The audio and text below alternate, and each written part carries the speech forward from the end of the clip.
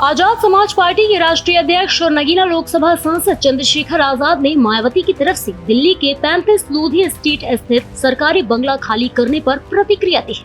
जी हां, उन्होंने सहारनपुर दौरे के दौरान कहा, यह बहन जी का अपना निर्णय है और वे अपनी पार्टी की मालिक है। उनका फैसला समाज पर असर डालता है। पिछले 1 साल में जो फैसले लिए गए हैं उनसे मुझे बाबा साहेब अम्बेडकर की बात याद आती है। रानी के पेट से राजा जन्म नहीं लेता। इसके अलावा उन्होंने कहा कि ना मैं समाजवादी के बारे में कुछ कहना चाहता हूं, ना ही कांग्रेस के बारे में। उन्होंने कहा, उत्तर प्रदेश के गरीब, किसान, मजदूर, नौजवान और उन तमाम लोगों के बारे में कहना चाहता हूं जो रोजगार के लिए सड़कों पर हल्ला मचा रहे हैं।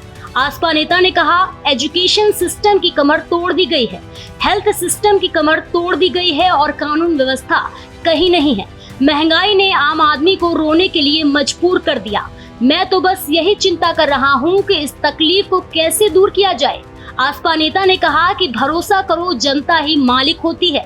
जिन्होंने सिर पर बिठाया था वह ही जमीन पर पटकेगी। इस दौरान उत्तर प्रदेश सरकार पर चंद्रशेखर आजाद ने कई तरह के सवाल उठाए हैं। जी हाँ, उन्होंने अलीगढ़ की घटना को लेकर कहा कि कोई भी व्यक्ति किसी भी जाति का या धर्म का हो, मारपीट की छूट नहीं दी जा सकती। यह जो जानबूझकर किया जा रहा है, हम लोग इसके खिलाफ हैं। मैं पीड़ित परिवार के साथ खड़ा हूं और सरकार से मांग करता हूं कि उनको मुआवजा दिया जाए।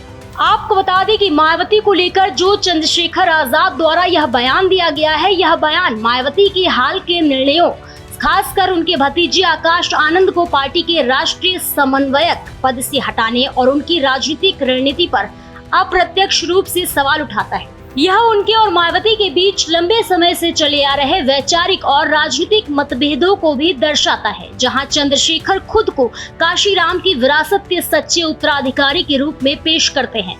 हालांकि चंद्रशेखर ने मायावती के प्रति औपचारिक सम्मान बनाए रखा, लेकिन उनके बयान में निहित आलोचना यह संकेत देती है कि वह बीएसपी के कमजोर होते आधार और मायावती की रणनीति को दलित राजनीति में अपनी बढ़ती मौजूदगी के लिए अवसर के रूप में देखते हैं। आपको बता दें कि मायावती ने दिल्ली के 35 लोधी स्ट्रीट स्थित सरकारी बंगला सुरक्षा कारणों से खाली किया। सूत्रों के अनुसार बंगले के पास एक स्कूल होने के कारण वहां स्कूल वैन, मायावती के सुरक्षा कर्मियों के वाहनों की वजह से पार्किंग और ट्रैफिक की समस्याएं थी। इससे उनकी Z+ श्रेणी की सुरक्षा प्रभावित हो रही थी और आसपास के लोगों को भी असुविधा हो रही थी। मायावती ने 20 मई 2025 को बंगला खाली कर चाबियां CPWD को सौंप दी। हालांकि बसपा की ओर से कोई आधिकारिक बयान जारी नहीं हुआ है। कुछ राजनीतिक विश्लेषक इसे 2024 के लोकसभा चुनाव में बसपा के कमजोर प्रदर्शन और राष्ट्रीय पार्टी के दर्जे पर उठ रहे सवालों से भी जोड़कर देख रहे हैं। वह अब दिल्ली में अपने अन्य ठिकानों जैसे